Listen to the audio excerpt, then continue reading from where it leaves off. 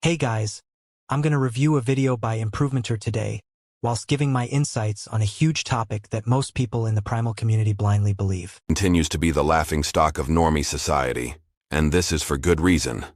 First is that people simply have perception bias. The average person doesn't notice successful looksmaxing. They simply chalk it up to genetics or some other intangible idea. They only see the failed attempts, and hence they develop a negative perception of looksmaxing as a whole. Good valid point. People are so surface level in their looksmaxing. They aren't aware of how effective the extremes can be. Agreed, that's why most people just do surface level stuff like the primal diet and thumb pulling, which are cope methods which will make little to no difference to your looksmaxing journey. I also commonly see that the thinking process of most normies is that they can somehow compensate for surgeries and roids with doing stuff like the raw primal and bone smashing instead, whilst thinking they'll get similar result. But the other reason is simply that the average person who does looksmaxing is dumb. I know I once said IQ is cope, and in terms of attractiveness I still believe this, but it is evident that IQ has major impact on your ability to successfully improve your life. Most people aren't even intelligent enough to realize just how important looks are. Now, for those who do understand the importance of, most of them aren't smart enough to understand what makes someone look attractive and how to replicate these qualities for themselves. This is why most looksmaxing fails. Again, another good point. However, he is contradicting himself. He says that most people aren't able to differentiate and find non-cope looksmaxing methods, which is right. However, he's speaking from a false pretense that he does understand it, a master of looksmaxer per se. When in fact he doesn't even understand the basics. This is due to him promoting the primal diet for looksmaxing, while simultaneously looking down on methods like thumb pulling, when they both have just as much scientific backing that they work as each other, which is none. If he wants his claims to hold more weight, he has to at least not contradict himself. The average person simply isn't smart enough to looksmax effectively. They either do the basic things and overestimate how much they know. The just get a skincare routine, bro. People. This is true as well.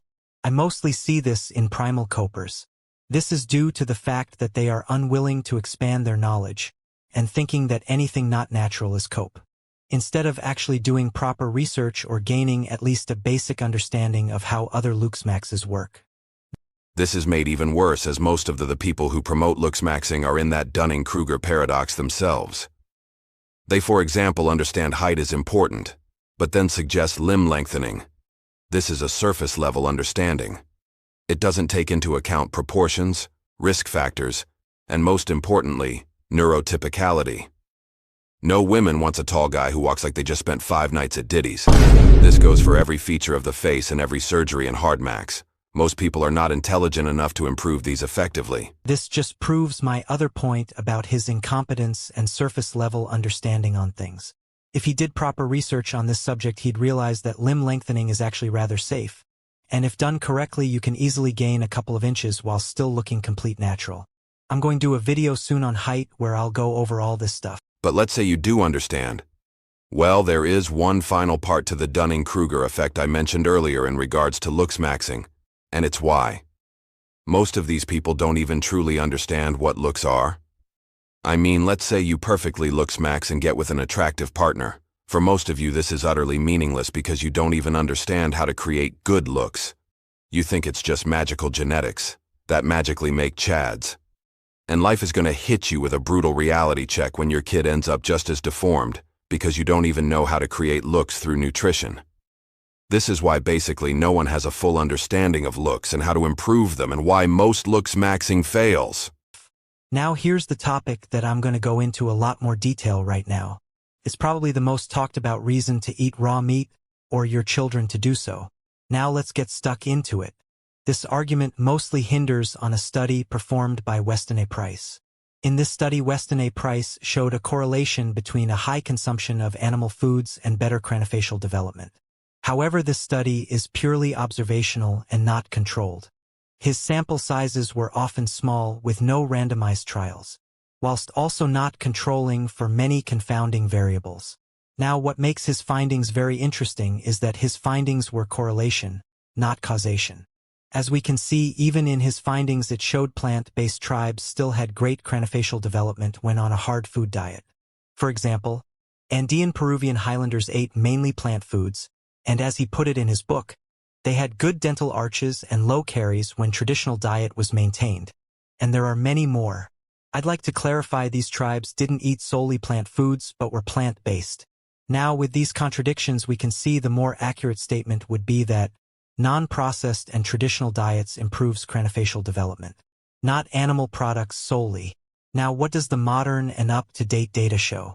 Well, modern data does show that animal products can improve craniofacial development. However, it shows no significant difference compared to eating a balanced diet if you get an adequate nutrition. This is because most primal dieters overload on certain minerals and vitamins, which ends with them getting significantly over what their body needs, thinking this will then give them an added benefit, when there is no proof eating over the daily recommended amount has any specific benefits. Now, what modern data does show is that masticatory load is the primary environmental factor which affects craniofacial development. This is not to say that nutrition doesn't contribute to craniofacial development. It is extremely important, but it's rather to say that the cause for worsening in the craniofacial structures of modern humans is due to more people chewing softer foods, rather than nutrition. This is because the average person doesn't actually have much of a nutritional deficiency, which means the gain from eating more nutritionally rich foods, in terms of craniofacial development, compared to chewing harder foods is far less of a significant factor. Now, another study that raw primal copers bring up is the Pottinger's cat experiment, which is one of the most stupid and worst studies out there to back up the raw primal diet. Now, the study was about giving a group of cats raw food versus another group cooked food. The study then showed a decline in health and craniofacial outcomes for the cooked meat cats in following generations. Now I'm going to explain why this study is complete bunk. The main reason is because it's not a human study and rather done on cats. Now, why is this important? Well, cooking meat destroys all the taurine in it. Fun fact, cats can't synthesize taurine, meaning they'll get a severe deficiency in it, leading to developmental defects, blindness, and much more. Now, humans, on the other hand, can synthesize taurine from cysteine and methionine.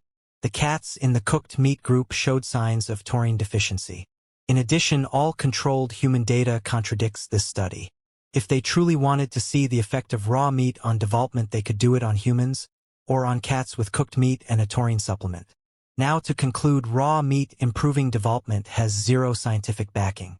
The only sources that supposedly support this claim are extremely old and unreliable, with all modern data contradicting this. Remember guys, never trust a primal coper. Hope you enjoyed.